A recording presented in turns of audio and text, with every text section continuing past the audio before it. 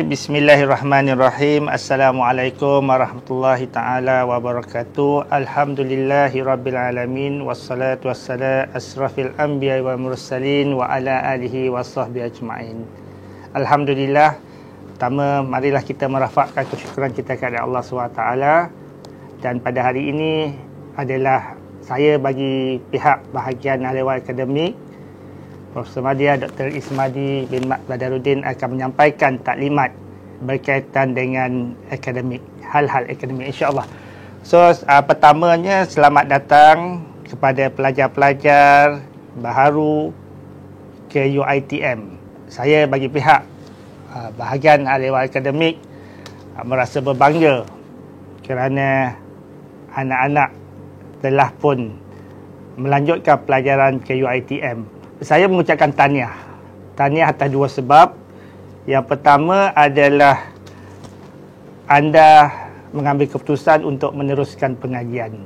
Bukan mudah untuk meneruskan pengajian. Sebab apa? Kalau kita lihat rakan-rakan kita di luar sana, ada yang meneruskan pekerjaan, telah mendapat income, rakan-rakan kita telah dapat membeli aset, motor, kereta, tetapi anda memilih untuk berjuang, berkorban masa, belajar demi untuk menambah ilmu. Itu salah satu pengorbanan yang saya ucapkan tahniah kepada pelajar-pelajar.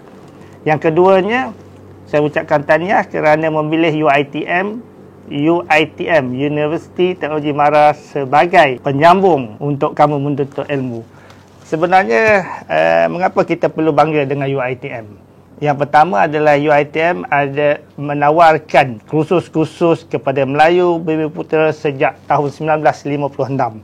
Bermula dengan Dewan Latihan Rida, kemudian 1965 Maktab Mara, teruskan 1967 ditukar kepada Institut Teknologi Mara, dan 1999 dia menjadi Universiti Teknologi Mara.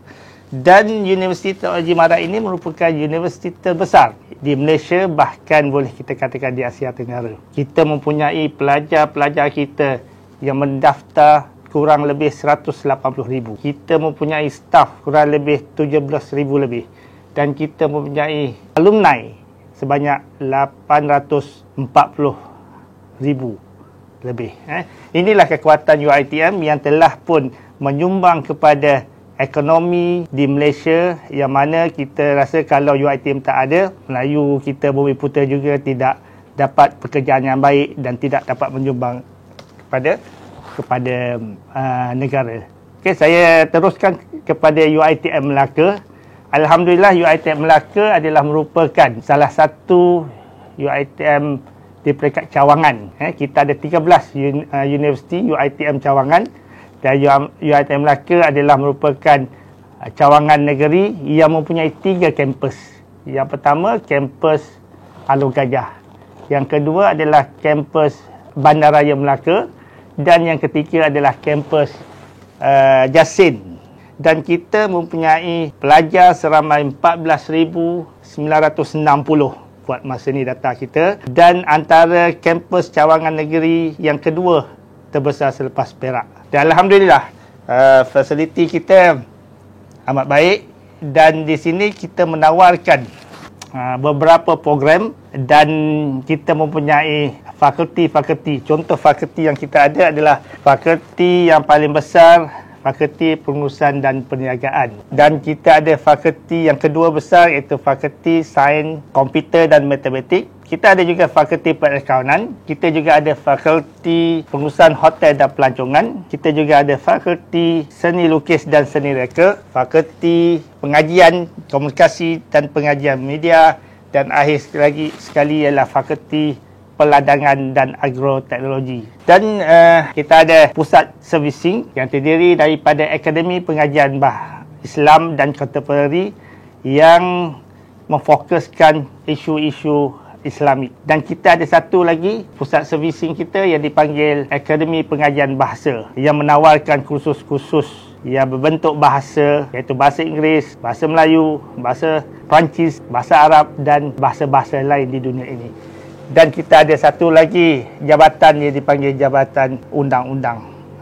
Itu dalam ruang lingkup di peringkat tabik urus, insya-Allah. Terusnya saya teruskan tentang matlamat kita ke sini. Matlamat kita di sini, core business kita adalah belajar, dan dalam aspek akademik sudah pastilah bila pelajar-pelajar masuk ke universiti UiTM, yang pertama kita kena memastikan kita fokus pada akademik dan graduate on time. Itu objektif universiti untuk memastikan anda boleh tamat dalam tempoh pengajian.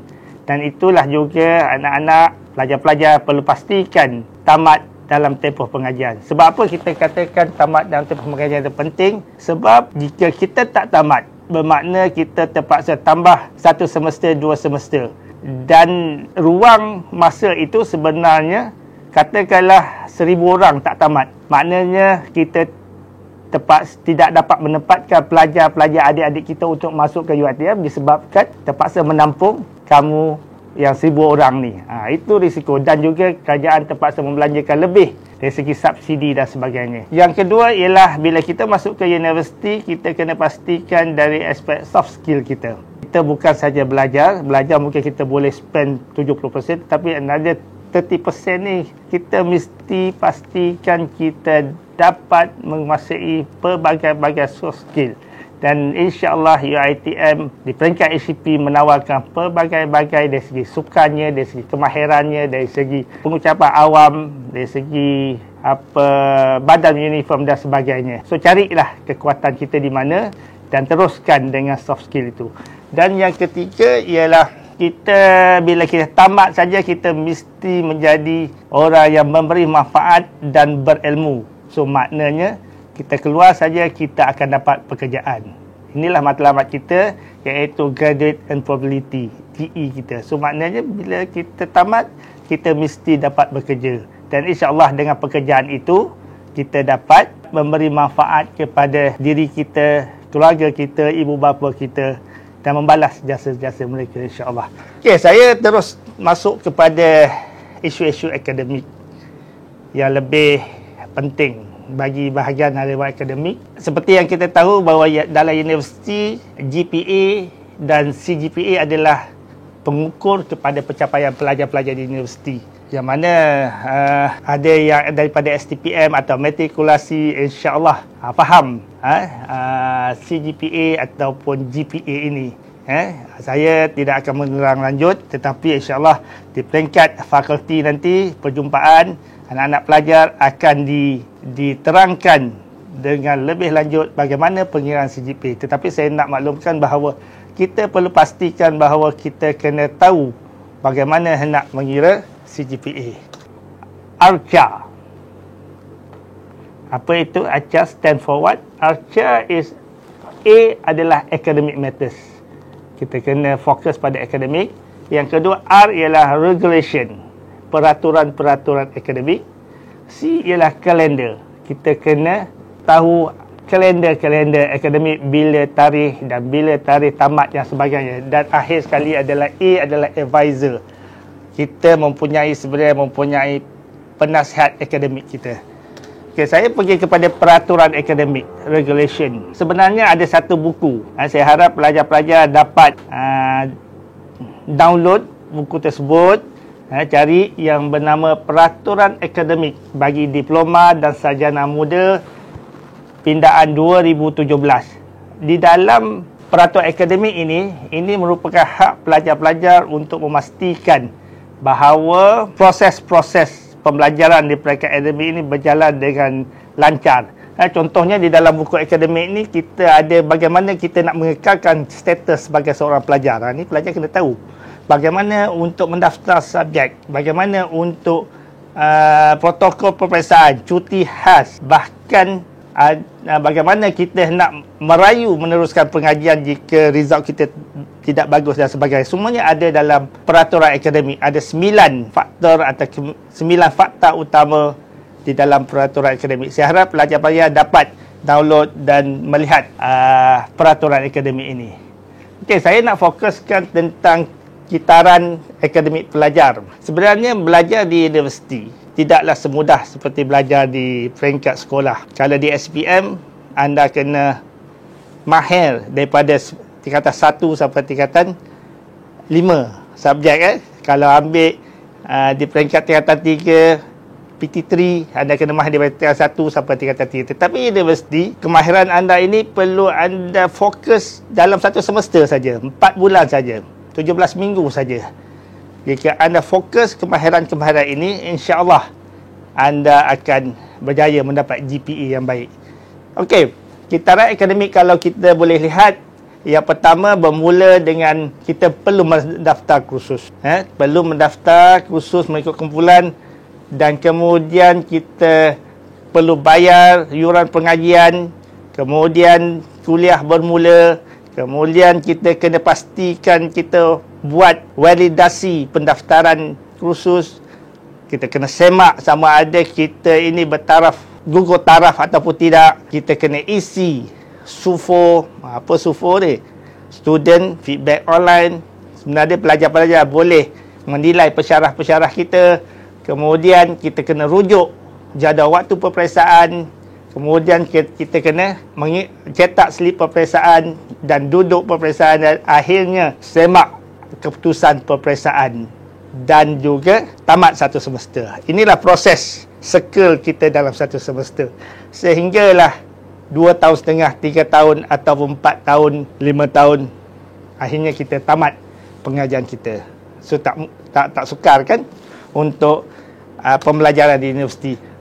Cuma kita kena pastikan sebagai seorang pelajar, kita kena pastikan status kita sebagai pelajar itu perlulah aktif. Jika kita tidak buat 3 faktor ini, 3 perkara ini, status anda akan menjadi gugur taraf. Yang pertama ialah kita perlu mendaftar sebagai pelajar UiTM. Ini semester 1, insya-Allah tak ada masalah. Yang kedua, kita perlu menjelaskan yuran pengajian dalam tempoh yang telah ditetapkan. Ini kena buat setiap semester. Dan yang ketiga, kita perlu mendaftar kursus pada setiap semester, sekurang-kurang 1 kursus. Kursusnya ada subjek. Tak buat, maka kita consider sebagai gugur taraf. Kita sebenarnya ada boleh daftar di dalam student portal melalui online. Okey, seterusnya setiap pelajar sebenarnya akan diberikan seorang dipanggil penasihat akademik. Penasihat akademik akan membantu anda secara personalnya jika kita ada masalah. So, nanti bila masuk ke UiTM Melaka nanti, anda akan dapat penasihat akademik, jumpa dia, dapatkan maklumat. Dia adalah orang yang paling dekat dengan kamu, ibu atau bapa kamu. Kemudian barulah koordinator program, dan kemudian di peringkat fakulti barulah ketua pusat pengajian. Saya berharap bahawa pelajar-pelajar akan terus cemerlang bila berada di UiTM Melaka ini. InsyaAllah kami sebagai pensyarah akan memberikan komitmen yang baik untuk memastikan anda semua dalam keadaan baik, mendapat pelajaran. Tapi yang pentingnya adalah anda sendiri, komitmen anda, masa anda. Sebab apa? Tidak ada siapa yang memantau anda kecuali anda sendiri. Ingatlah firman Allah SWT dari surah Ar-Ra'd ayat 11 yang berbunyi, innallaha la yughayyiru ma biqaumin hatta yughayyiru ma bi anfusihim. Sesungguhnya Allah tidak akan merubah nasib keadaan sesuatu kaum itu sehingga mereka sendiri, kita sendiri merubahnya. InsyaAllah anda adalah insan yang terpilih. InsyaAllah saya yakin anda semua akan membuat yang terbaik, tamat dalam tempoh yang ditetapkan dan memegang segulung ijazah ataupun diploma. Sekian, saya mengundur diri. Assalamualaikum warahmatullahi taala wabarakatuh.